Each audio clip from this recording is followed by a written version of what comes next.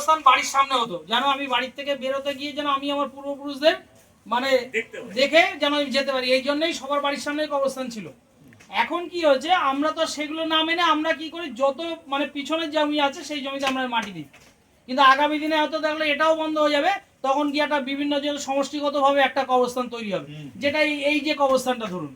কিন্তু এবার এখানে কি হয়েছে, আমাদের যেহেতু সবাই এমনভাবে না বসবাস করি যাতে কারোর কোনো সমস্যার অসুবিধা হবে, সেটাও তো আমরা কেউ চাইবো না।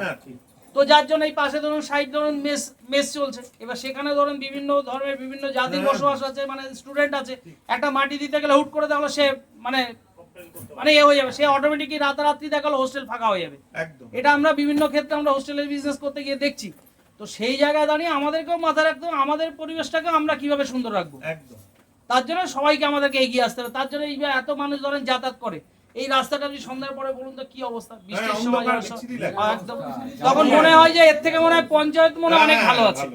2022 সালে আমি আসার পর হারান্দাকে সঙ্গে নিয়ে আরো আমরা কয়েকজন নিয়ে এটা ডিস্ট্রিক্ট মাইনরিটি ফোরামের অফিস, যেটা আমাদের ওখানে যিনি আধিকারিক রোমা আছেন অ্যাডমিনিস্ট্রেটিভ অফিসার, সেখানে গিয়ে আমি সামনে নিয়ে কথা বলিয়েছিলাম কবরস্থানের সমস্ত কাগজপত্র লাগবে তো, তাহলে সরকার থেকেই ওই জায়গাটা কবরের সৌন্দর্য ডেভেলপ করে দেবে। কবরস্থান তো ওটা তো আমাদের পাড়ার কারণ না, ওটা তো বাইরের একজন লোকের, তারা তো এখানে দেখভাল কিছু করে না, মাটি ওখানে ফেলে রাখলে এবার সেখানে কি একটা কি যাতায়াতের জন্য, যেহেতু এখানে সর্বধর্ম বর্ণের মানুষ বসবাস করে, তাহলে একটা কবরস্থান সেই জায়গায় জঙ্গল রাত্রেবেলা অন্ধকার, সবাইকে মিলে দিতে হবে, জমির দাগ খতিয়ান দিয়ে দাগ খতিয়ান নাম্বার দিয়ে দেওয়া যাবে, সেটা কোনো ব্যাপার না। দাগ খতিয়ান দিন কবরস্থানটা যে এটা কবরস্থান, জমির চরিত্র তো কবরস্থান, হ্যাঁ 100%। হ্যাঁ, তাহলে ওই কবরস্থানের এটার সৌন্দর্যের জন্য দিন, তাহলে সেইটাকে তাহলে আপনি থেকে আমরা সবাই মিলে থেকে এটাকে করতে পারি। এটা কিন্তু এখন আমাদের হিসেব মতো রাস্তার মেইন রাস্তা হিসেব মতো, আমি তো বলছি হাঁটা পথ বলুন আর বাইক দিয়ে বললো না ওই রাস্তা,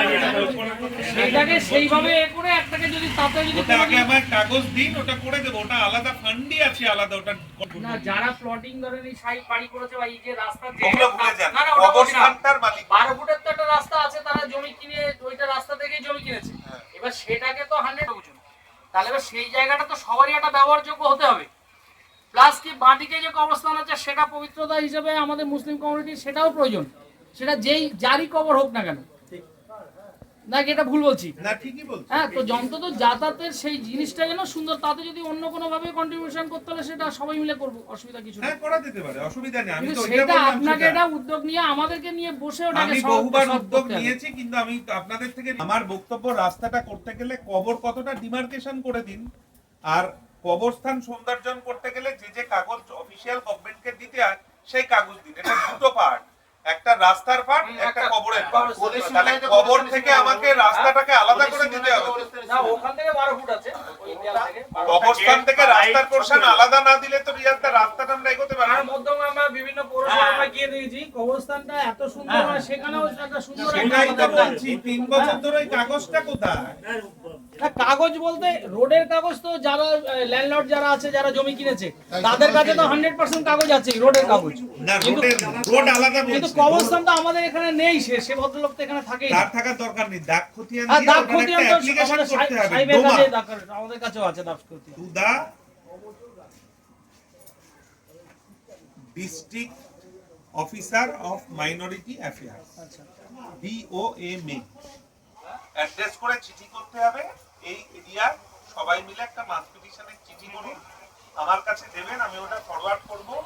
তোমার থাকাকালীন আমরা ওটা বলেছি কথা, তার যে কাগজ লাগবে আপনি জিজ্ঞেস করবেন, সেই কাগজটা তো আমায় দিতে বলুন, দাগ খতিয়ান দিয়ে ওখানে যে গভর্নমেন্ট কাজ করবে, যেটা আমি পুকুর প্রসঙ্গে বললাম, কারো ব্যক্তিগত জমিতে কখনো সরকার কাগজ, তাহলে তাকে এনওসি দিতে হবে তো, যে আমি এই কবরস্থানটা পাবলিক ইন্টারেস্টে ব্যবহার হয়, এটা গভর্নমেন্ট সৌন্দর্য। আগে ওই জমিতে আমরা একবার ঠিক আছে, তো তার পেপারসও আমাদের কাছে মনে হয় খুঁজতে হবে, একটা উনি লিখে দিয়েছিল যে এটা যেহেতু ওনারা ব্যবহার করেন না, তো এখানকার এই গ্রামের লোকই ওটা মানে পরিষ্কার পরিচ্ছন্ন করে দেখভাল করবে। যদি কেউ যাদের কবরস্থান মাটি দেওয়ার জায়গা নেই, ওনার পারমিশন নিয়ে সেখানে আমরা মাটি দিতে পারবো, এরকম একটা কথা লিখিত একটা কোনো সাদা কাগজে বা কিছু একটা লেখা আছে মনে হয়, দেখতে হবে সেটা। তো সেটা এবার বিষয়টা সেটা না, আমার এখানে ধরুন তারই জায়গা, সেই জায়গাটা বেওয়ারিশ হয়ে এরকম পড়ে থাকবে, অন্তত সেটা মেনটেন্স হবে না, না করা উচিত তো। সেটা তো ঠিক না। এটা তো আমি ভাগ বলেছিলাম কোন কানাগুলোর সাথে ওই রাস্তার যোগ, ওই রাস্তার সাথে সেই, তাহলে কি অনেক বেশি সুবিধাজনক হয়। যেটা বলছিলেন যে এই রাস্তা যদি ঠিক থাকে তাহলে নামাজ যদি এখানে মানুষ এখান দিয়ে যাতায়াত করতে পারে, একদম 100%। তাহলে ব্যবহারের উপযোগী করতে হবে। তো তাহলে রাস্তাটাকে আমাকে আইসোলেট করে দিন ওই জমি থেকে। ধরুন আমরা এখন রাস্তাটা করতে যাচ্ছি, নিজেই করতে যাচ্ছি, ওই লোক এসে বললো যে আমার জমি রাস্তায় ঢুকে গেছে, তখন করবেন কি? ওই ডিমার্কেশন আমায় দিন, এটা আপনারা বার করুন, আমি তো আছি, করে দেবো। ওইটা সেই হিসেবে আপনি আজকে বলে আমরা এই করে এটাকে বসে ওটা দিন, এটা দরকার আমাদের পাড়ায়। তো যেখানে কবর আছে, যেখানেই যাই একটা করে সামনে কবর, কিন্তু কবর বোঝাই যায় না কবর, কিন্তু সত্যি সত্যি তো কবরস্থানগুলো সাজানো গোছানো থাকে। এটা দিয়ে কি বলছে? হ্যাঁ, এইটা আমাদের আগে আমরা একটু বসে কাগজপত্র আমি সেইটাই বলছি, ওটা better। সেটা সবার জন্যই ভালো। যেটা চলে গেছে চলে গেছে, যেটা আছে সেটাকে পরিষ্কার ভালো করে রাখতে হবে, বজায় রাখতে হবে, সংরক্ষণ রাখতে হবে। দিতে বলছে, প্রতিবার দিলি তো হয়ে যাবে। হ্যাঁ, সবাই মিলে তোমরা সবাই এক জাস্ট টাইম পার করে তাহলে তো ওই রাস্তা তো হিসেবে বন্ধই হয়ে গেল। আমি জমি এর থেকে যে জমি